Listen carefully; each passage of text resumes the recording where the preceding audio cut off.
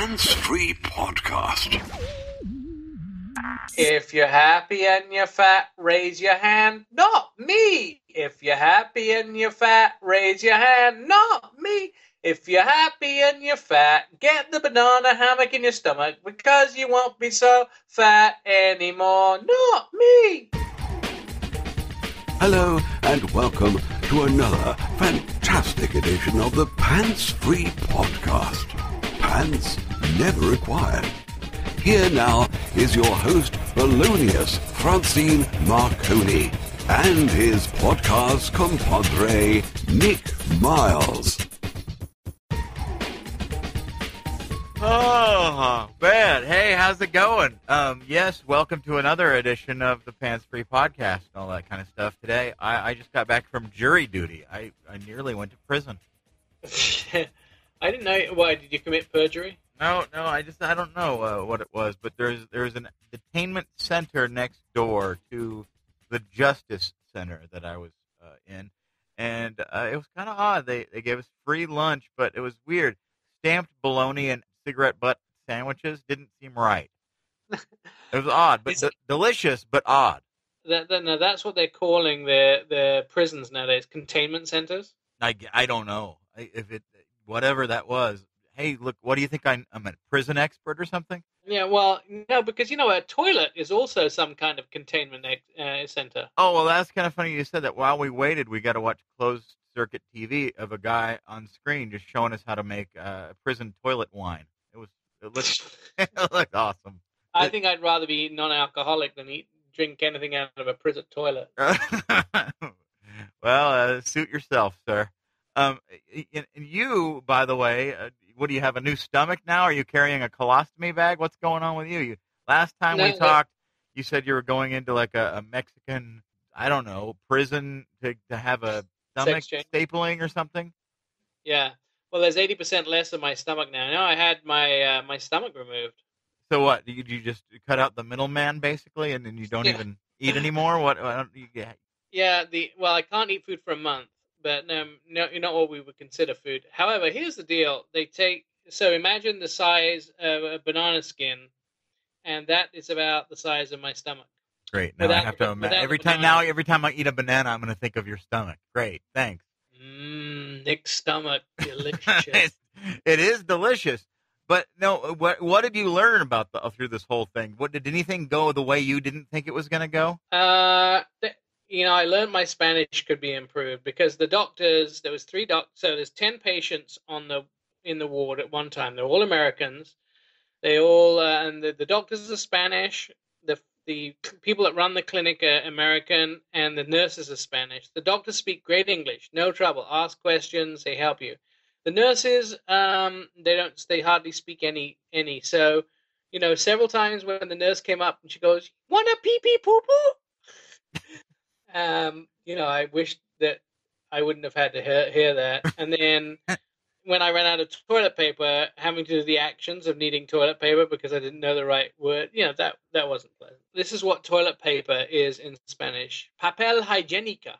Well, there you go. Well, now you know. So you learned something. It's a learning experience. I went out and said, can I have papel higiénica? And they went, papel higiénica? No, can I have some? So then I realized, they didn't know what "can I have" is. Oh, they wanted you to just... They probably would sit back there, watch us with this English guy. Oh, well, yeah, of course. After last week's recording of the podcast, James Gandolfini died. Paula Deen was fired from the Food Network for racist comments, and Kim and Kanye named their baby supposedly Northwest. I don't really believe that. I think that's a bunch of crap. But no, I think that they released a fake name. Yeah, I think that's a fake name. But, at the same time is, if their child is wet and dank, then yes, I would call it Northwest too. See what you did there? And then Paula Deen gets fired for racist comments or statements or the N-word or whatever. But now that leaves a big hole in the world. Who is going to be the next Queen of Butter? Well, I also, Are you running for Queen of Butter? Is that what you're trying to say now? No, I'm Queen of Olive Oil. But I will tell you that... No, that was me. You're not even Italian at all. There's nothing about... Oh, I am. I am 100% Italian. Oh, okay. My family is directly... We came from Italy to England in the year 0 with Caesar. Our original last name was Milo, and we came over as foot soldiers. We were known for our marching abilities. I don't know if I believe any of this. I mean, how can I trust you? I mean, you went to a Mexican hospital. Come on. It's 100% true, and then we married the locals after shagging them. All right. So are you like from northern Italy? That's where my family comes from, the top of the boot.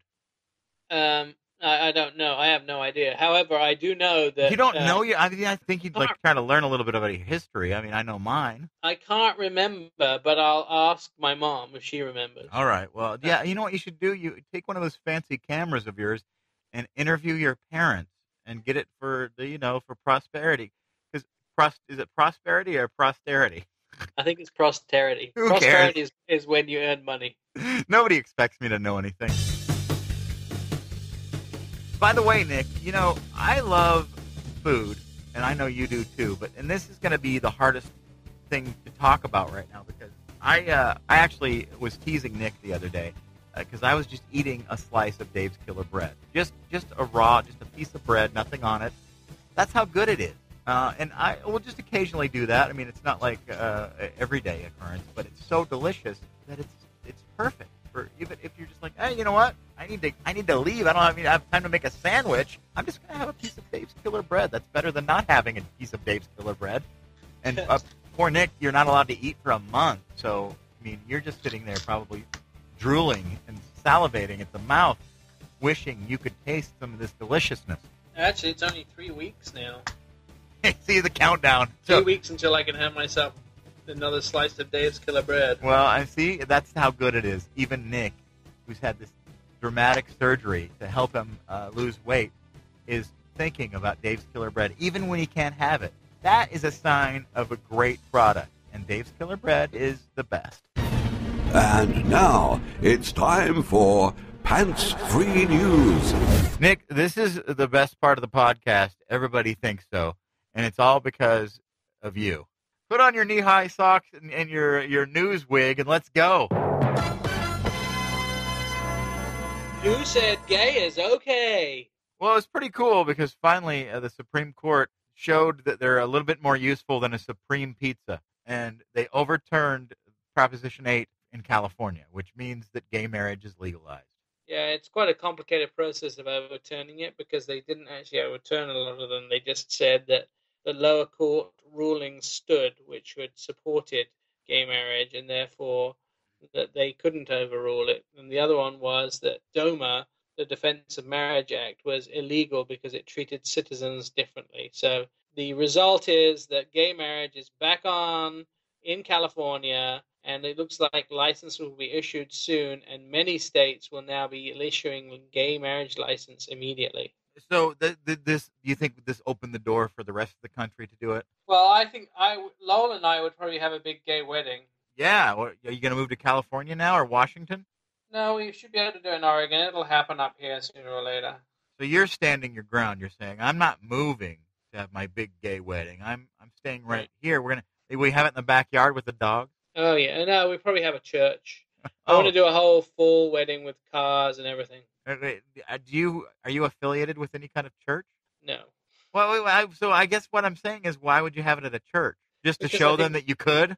A nice oldie churchy might be fun. Oh, I see. Well, I'll come to your after party if I'm invited. Why wouldn't you be there? Because I'll burn alive in a church. You know that. Yeah, so we can have you. There is a procedure to have you put in holy water and then oil for the next 3 days before the wedding and soaked. And then when you're taken to the ceremony, it takes almost all the ceremony to burn through to the inner layers of the clothes. No, you have to see the movie Dogma if you haven't seen it already. Then you'll understand. It's the news. Who did a switch and bait on baby pics? Kim and Kanye, they put out bogus baby pics to each of their friends to see who would be the one that would betray them and leak the pictures to the media. And I guess a couple of them did, so they found out who they were. I just want to know who they are now. Yeah, I think it was a brilliant idea, by the way. More thumbs up to them. Although this is the only thing that was really interesting to me about this entire pregnancy. The rest of it was just annoying because they don't seem very intelligent. Like they would come up with a scheme like this. I think it's a great idea that they're endorsing it. That's awesome, and I would really support the fact that catch the bastards. If I had pictures of my kids out there and someone was sending to the newspaper, I wish I devised a clever little plan to find their cheaty asses. Find all the links to everything Pants Free Podcast exclusively at pantsfreepod.com. Who was in an old school rock and roll hotel brawl at the Four Seasons? Oh, yeah, I saw this video earlier in the week, and Anthony Kiedis from the Red Hot Chili Peppers, I have no idea what happened, but he was just walking into his hotel with his girlfriend. He was wearing the hotel slippers of the Four Seasons, and he was just walking casually into the front door, and then a security guard, I'm sorry, sir, for whatever reason. And then suddenly, Anthony Kiedis was wrestled to the ground. Now, Nick, I don't know, you've probably stayed at the Four Seasons before. It's not a cheap hotel. Right. I've never seen a hotel not let somebody walk into the door. That's kind of the opposite of what. Yeah, usually they take them into a counter and then they ask them to, go leave, whatever. Well, but there's no reason, like, you can walk into any hotel because there's usually a bar or a restaurant, and Four Seasons has both. And so I didn't get, like, why he's being roughed up.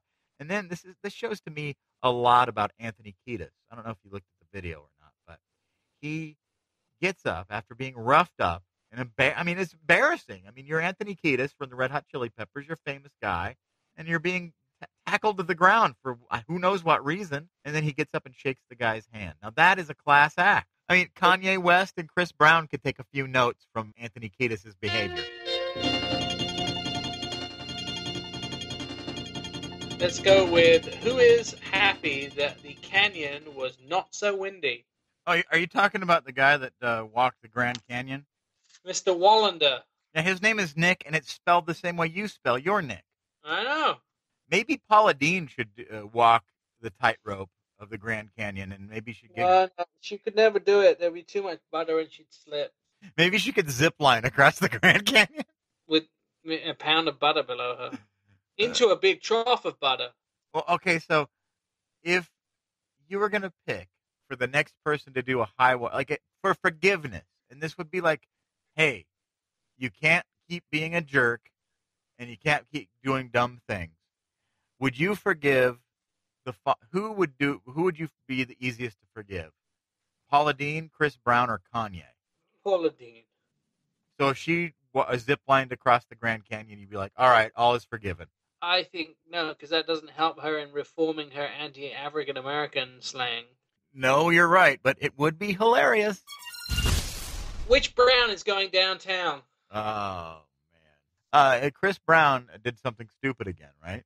Very stupid. He did a hit and run? Yep. Now, if this guy, if this doesn't over solidify the fact that we already knew he was an a-hole, and he was instigating a-holery on constant. It's never for anything good. Like, you never hear, well, Chris Brown, despite all the efforts to make him out to be an a-hole, he turns out he did something nice today. No, he it was a hit and run deal, right? His vehicle. Yes, and he just kept going like a douchebag. So what happened? The best I can understand from the story is that Chris Brown, in all his glory, and there was no confirmation, by the way, that alcohol was on board, but I know with Chris Brown, you always expect there to be some kind of shenanigans going on. And he was driving along in his car. I think the last time that he had a similar incident like this, too, he had Rihanna in the car with him. But this time he was driving along the car on his own, and he collided with somebody. And it's only a misdemeanor, the hit and run, but he collided with somebody in Los Angeles, and he didn't have a valid driver's license. So the city attorney is now saying that they will file charges on Tuesday. And the accident happened back in May, by the way, in San Fernando Valley. And if convicted, he could face up to 1 year in jail. July 15th is when it's going to be at Van Nuys Courthouse. That's when the trial date will be, to see if he's staying out of jail. You know he will. He'll find some great thing to stay out of jail. Well, what I love is he's tweeting my lawyers will be contacting you. I will not stand for this bullying. Chris Anyway, Brown is whining about being bullied. But he's also on felony probation. He's a felon. He can never have a firearm. He can never vote. He's a felon. He's done felony things. And this actually may revoke his felony status, and he may be forced into jail. Like, it may revoke his probation. And Chris Brown claims in this hit-and-run situation that he wouldn't have had to do the hit-and-run if the car would have just listened to him. Oh, I didn't know that.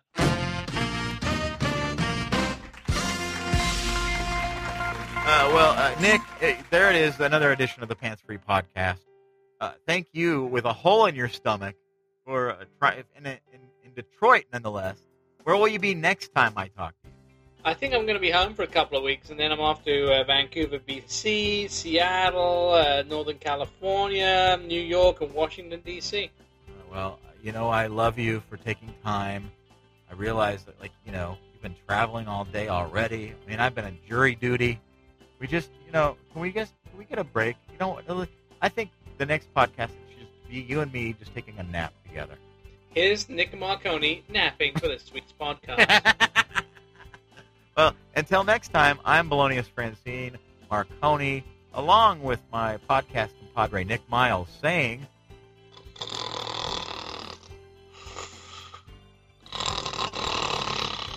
Nick, it's over. It's okay. Hello?